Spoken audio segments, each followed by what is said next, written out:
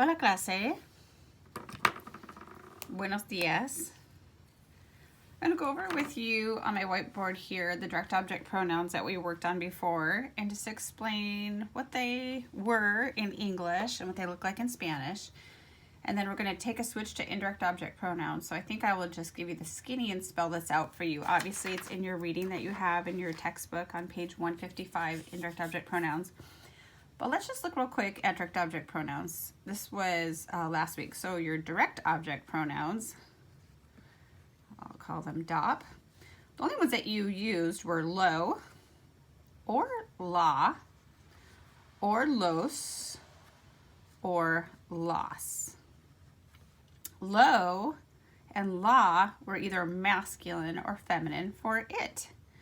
And it could have been anything like cut the grass. The grass was it. El césped was grass, so it was lo because it was masculine. Prepare the dinner. The dinner was la cena. It was feminine, so it was la in that instance. And then los and las were your shortcuts, and we talked about this in the last video that I did with you. Replace them. So for example, the last chapter you had your quehaceres domésticos, your chores. So example, I have to dust the furniture. The furniture was plural. It was los muebles. So them, shortcut for the furniture, was los. And then something that was plural for them that was feminine would have been las. We didn't have too many instances with our chores for that. Okay, now we're going to move on to indirect object pronouns. And indirect object pronouns are a little similar, yet different. In class, after you took a quiz, I would tell the whole entire class, pasen, me, las pruebas, por favor. So pasen me was an indirect object pronoun to get you to pass them to me. If I said pass them to me, las would replace pruebas. That would have been a direct object pronoun. But right now we're just going to focus on the indirect object pronouns. So me is pretty easy, I think, to remember, like me to me. You to you, or for you, depending on the context, is te. For a single person, he, she, or even a personality of an animal would be le. To us, for us would be nos. For all or you all will be os. Only time we'll see this probably is when we memorize a Bible verse. And for you all, which we use in Latin America, or to them will be les. So that looks a little crazy tricky, but it's actually, I can simplify it for you. So anytime we say that or use these indirect object pronouns, they must always go before a conjugated verb. So if I say, I give God thanks each day, especially for health and provision right now, right? Our main focus. I would say, I give, that's the verb. That has nothing to do with my indirect object pronouns yet. I give is doy, my new irregular verb. God, thanks, or I give him thanks. Him is either me, te, le, nos, os, or les. Well, we always want to think about our verb, but our verb this has nothing to do with me. The yo, I give is already in the verb, but him would be le. I give him thanks. Le doy gracias.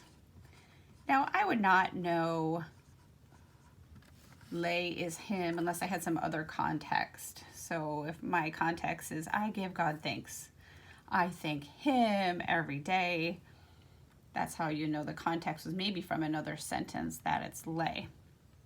So when you get to activity 6.6 today, you are going to choose which indirect object pronoun to stick in the sentence. And the tricky part about that is that it has nothing to do with the verb. So usually your indirect object pronoun is somebody different than the verb conjugation. So you can see the verb conjugation is yo, but the indirect object pronoun is him. Now what's super strange for us, and it's hard to feel natural at that, is that it's not in the natural order of our English. So, I mean, if I literally translate the sentence, it would say, him I give thanks. And that's actually a different way of thinking that happens in most other languages other than English.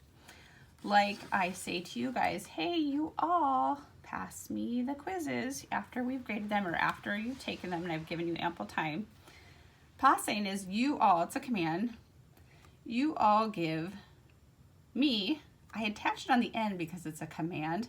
I can't normally do this on a normal conjugated verb. So here I cannot stick lay on the end of doy. When can I stick it on the end? Because obviously we did that before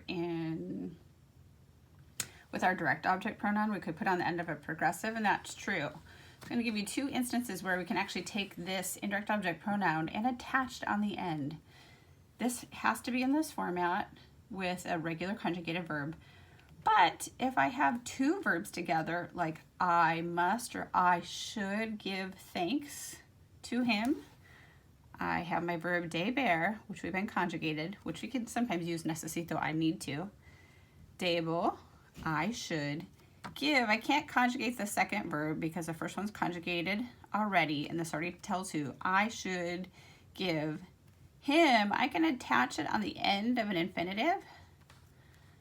And I'm going to say todos los días. And here's a reminder that días, even though it has an A in it, it's actually a masculine noun. That's why we say buenos días, because it's actually masculine. Okay, another time that I can actually take this indirect object pronoun and attach it is on a progressive. So you remember from several previous activities, the progressive is the ANDO, the IENDO, and some of the irregulars like YENDO on the end of the verb, meaning something is happening right now, and it's always associated with the verb estar, not ser. So if I say, I'm going to send an email to the Lord, I am giving, I'm going to change dar, these are all dar here, give, dando, this means it's happening right at this moment, not just a general promise that I do it. I am giving him, now I need to add an accent on my second to last syllable of the progressive.